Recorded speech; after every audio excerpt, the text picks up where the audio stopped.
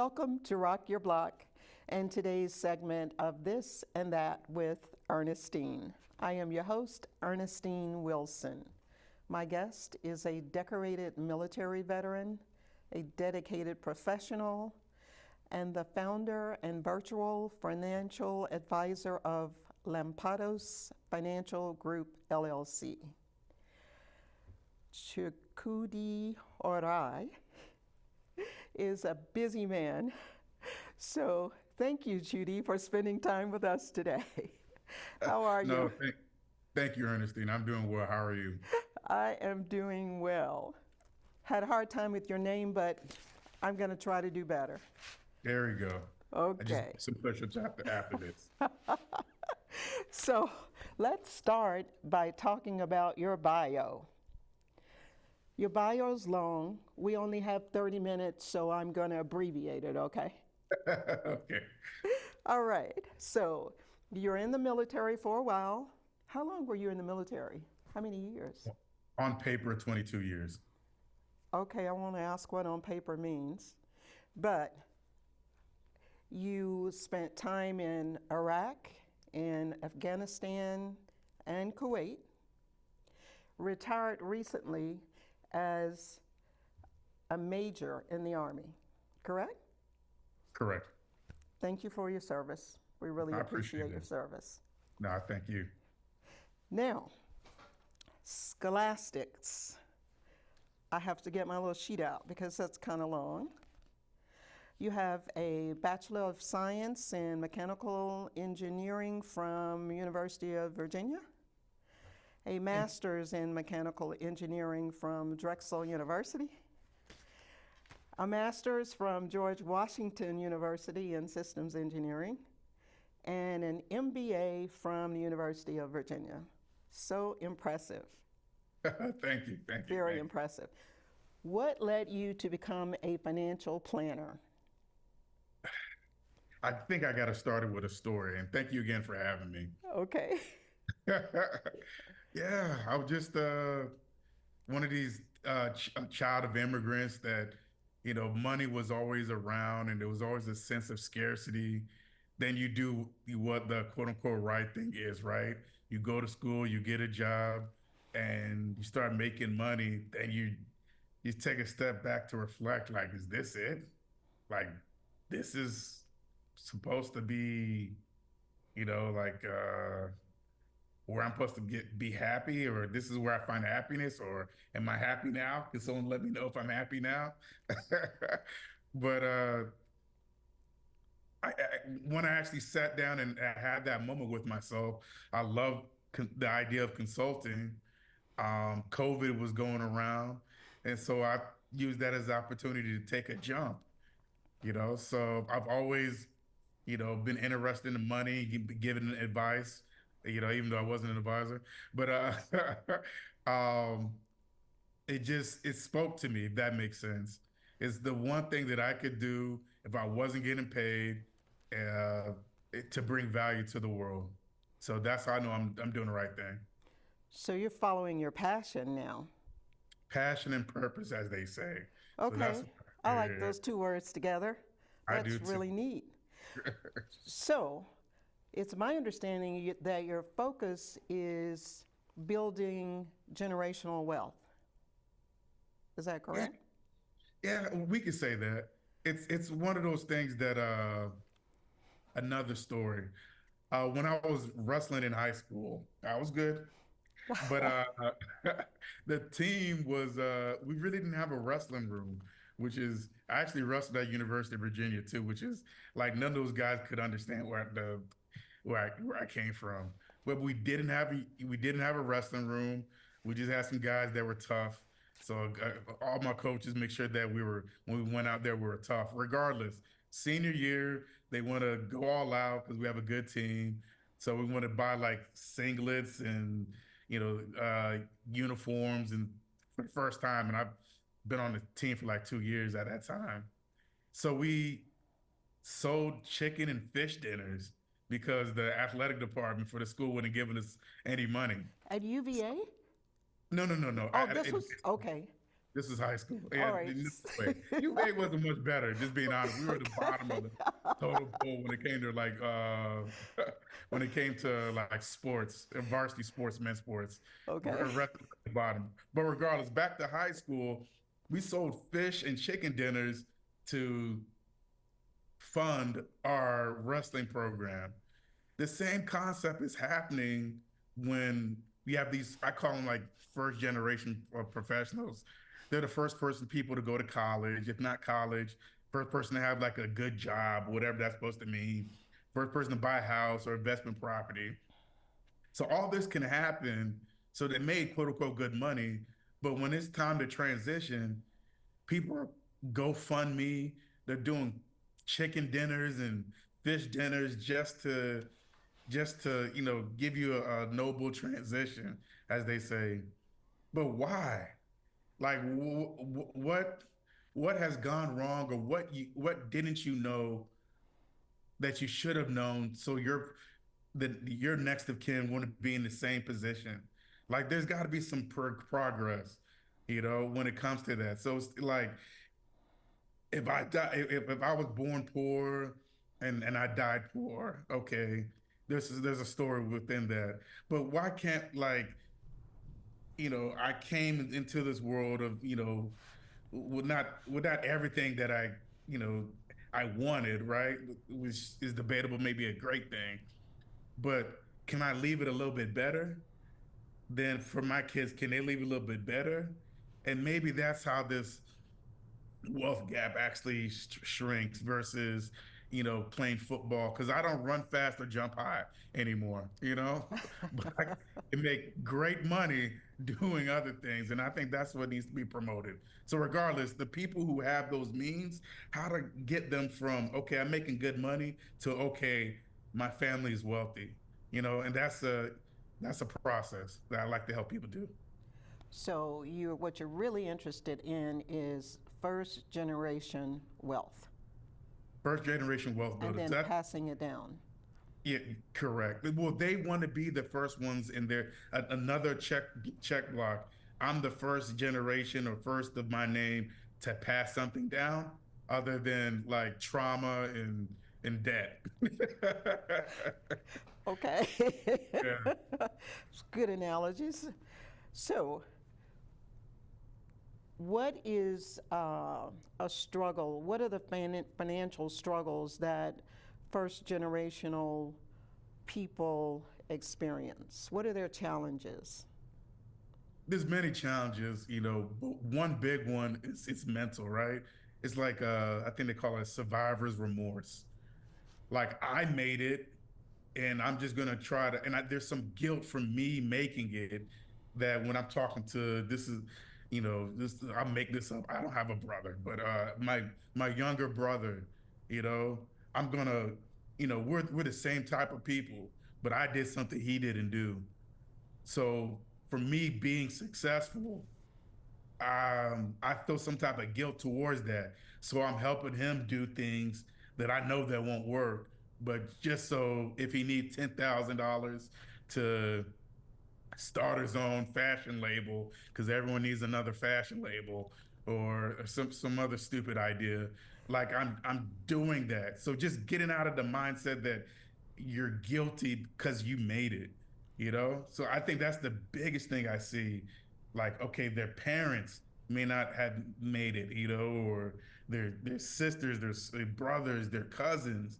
So they're the only one that has success sprinkled on them in their circle, and that's a hard that you need to do circle. Just being honest with you, but that's something hard that I think most people, those first generation wealth builders, is consistent. They had that the remorse, because they made it, which is insane. You should be happy, euphoric that you made it, not feeling like, oh, I feel some guilt towards because other people didn't make it back in Podunk Town, or where the heck you come from. Well, when you first started your story, I didn't know if you were talking about yourself or about the people that you work with. Did you experience that some also, like a long time ago? Did you feel Oh, guilty about I feel it now. You know, I know some people who I haven't talked to since high school, but send me like Facebook message. You're a grown man with kids, and you're trying to borrow like $100, bro. Ah, Like we're just, we're about the same age. Like I don't even have kids. It just stuff like that just saddens me. Like you just don't get it. Like it's not how it works, right? It goes back to those chicken and fish dinners. Like I can pretend that my life is on the interweb is I'm a baller and I'm money going everywhere, but there's a reality that that's there that doesn't look like that. So it's more important for people to be, not everybody, but a lot of people. It's more important to them to look like they're doing okay than actually doing okay. That's nonsense. You know, I want to be, present in my reality, So if it's good, good and bad, there's cycles and, life, so good and bad is, almost irrelevant. But I just want to be present in my true reality. so I saw where you wrote that one of the biggest financial struggles for first generation wealth builders is balancing saving, investing, and paying off debt. So to me, balancing all of those is the key issue there. You think It could yes or no? be, I'm giving a business school answer. It depends, right? So Okay, what does it depend on? okay, you're so I can nerd out and start talk about your personal financial system, but people don't care about that. So it depends on like your lifestyle. Like first, I always go through an exercise uh, of discovery when I have a client, and we figure out how much it costs to be you. It's just a simple exercise that we don't change anything. One, we track our money because no one tracks money, but we track our money and we look at where it's going because that's what you're letting the world and yourself know your priorities with your calendar and your checkbook. So this is what's important to me because I spend on this. It may be mindlessly or intentionally. So we figure that part out. Then we can start seeing, then we start to talk about optimization, like what's necessary. You're not going to get wealthy by clipping coupons and doing half price lattes at Bubba Chuck Buck or something. You're not going to get wealthy that way, right? But but you can't get wealthy by figuring out how much it costs to be you. Is that optimal? Right. So save, and so you get a 3 to 6 month emergency fund, then invest the rest. So that's the hard part. So yes, you're correct, but the part of that is the investing, and that's what we just don't do. We're always looking for like a home run with, like Jigga coin and I don't know, the next greatest stock, like it's a lotto ticket. Like that mentality, it needs to change. Like wealth is it's a marathon, right? And if you do it right, you'll get there or become real, get real close. So, but to do that, you have to invest. Right now, like all the good people I would love to help, like you're spending more and not investing. So we get to a place that you're spending enough and you're investing more because that's what you need, that compound interest curve that some people have seen to be working for you versus against you. Because you're either building wealth or just like creating debt. And both can be exponential, especially when we come with credit cards or short term financing. So the biggest part, try to circle back and answer your question, is investing. You just have to invest. And what does that look like? That could look like, purchasing real estate, purchasing a business that you don't work in, investing in stocks, bonds, being efficient when it comes to taxes, So all like everything matters, your credit score, all that matters when it comes to that, you know? So that's why I just like, okay, saving and investing, like yes, but it's part of the whole picture that I try to paint. Well, the question that's in my mind right now is back to the basics. When you say, and you're talking to people, and that's where you get started, and that was one of my questions. You get started with, what does it take to be you, or how much does it cost to be you? Yes. What really is that? What is being me? Is that my my housing expense and whatever it takes for my nails and things like that? Is that what you mean when you say how much does it cost to be you? Yeah, your fixed and variable expenses. So Okay. your house, fixed expense. Some people's transportation and fixed expense. Your car note, uh, your monthly the trainer that you have to have to get your gains. People have. How much does it cost to be you, right? Without without changing anything, just noticing. So the biggest part about understanding the system is assessing. Like, okay, is it act okay?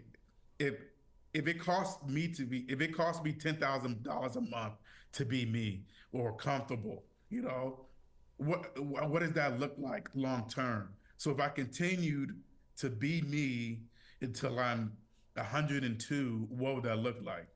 So you don't accommodate where they are.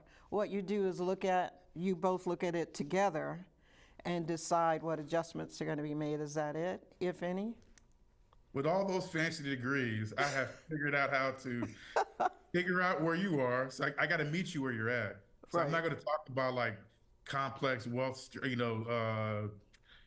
investment strategies when you don't even have an investment account outside of hopefully a 401k that your company provides, right? So there's because there's a you can't skip steps, right? And I think that's the beauty of being an advisor. Those steps that you need to take or you must take to get to wealth. Either you do it yourself, which you can, or you hire an expert you know, uh, to help reduce that time it takes you to get through those steps. But you have to go through those steps. You can't go around it. That's why these quick fixes, you know, even NIL with the kids nowadays, a fool and his money are soon departed, right? Like, because you haven't figured out like how to make your money work for you. And so until you figure that out, you can get $1 million, you're gonna lose it all. And you can get 100,000 bucks, you're gonna lose it all. Whatever money you get, you're just gonna end up losing it all because you don't understand like, So, the basics that so you how can they overcome these challenges? well, People who are invest in wanting to be yourself. wealthy. Well, invest in yourself, right? Okay. So, so financial literacy, like it doesn't cost anything but time to get on the Facebook or the TikTok. But instead of looking at what celebrity or what lying politician is saying or lying about, also known as breathing, take a look at investing 101 or investing for dummies or, just, follow somebody doing what you want to do and learn from them. And also, you know, being around people who who are who you think are successful, and they may not want to be around. And the first thing you do is not ask for 30,000 things or ask 50,000 questions, but figure out how to provide value to those people, right? So now it's a win-win. Like I'm getting some game, some knowledge from you, and you're getting some. I don't know. I'll put stamps on your postcards that you're sending out, or I can help you with something versus just like coming there empty-handed to the cookout and asking for a half rack of ribs, some that's potato salad that auntie makes with some paprika, and two Coronas. Oh, and a to-go plate. Like bring something of value, and then see what you can take. Okay, that's one way of working it out. And a lot of people use that. But Okay. they also need a professional like you, correct? Oh, To guide them through the process. that I like what you did there. I was like, you dropping something, I didn't pick it up. But yeah, there's also, but honestly, like there are advisors, right? But it costs money. So you got to have enough discretionary income for it to make sense, So that's what's understandable, honestly, by both sides. I'm providing a service. You have you have a problem, and I will help you solve that problem, and then some. I like to tell people for, but I expect compensation. So there's the DIYers, God bless you. You can look at something and YouTube and maybe some books, some webinars, and you'll figure it out. But there's some people who actually need that assistance. So a lot of the, advising I'm getting, I'm really just educating. I'm not moving around stocks and bonds and no, no, no, no, no. We're setting up a system where it's normal to invest money.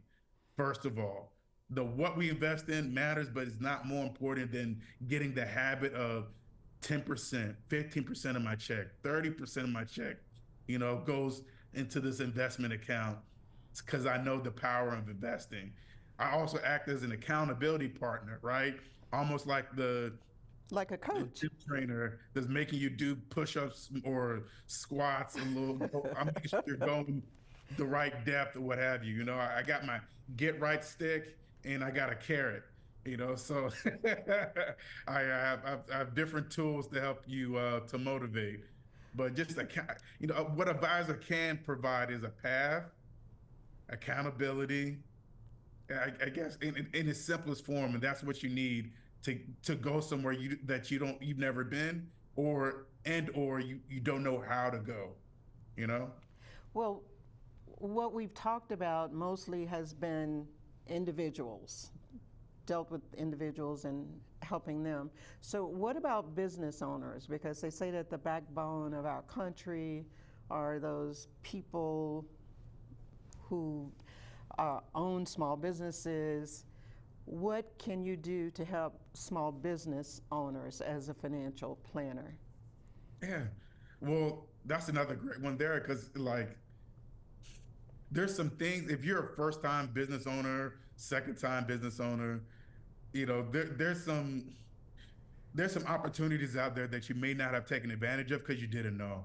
One in form of taxation, like, okay, I'm a business owner, I have no profit, but I'm gonna do an S corp. Doesn't make any sense. Like, why that doesn't make any sense? Well, talk to an advisor. Why that makes no sense, right? Like, okay, I'm making great profit, so how do I have 300 employees, so I must do a defined benefit account, for as a to incentivize, employees to stay and also to help me save for retirement as well. Well, that may not be the best type of account, like maybe a SEP IRA, solo 401k if you're just by yourself. Like what strategies make sense, right? Because so I kind of skipped the most important thing.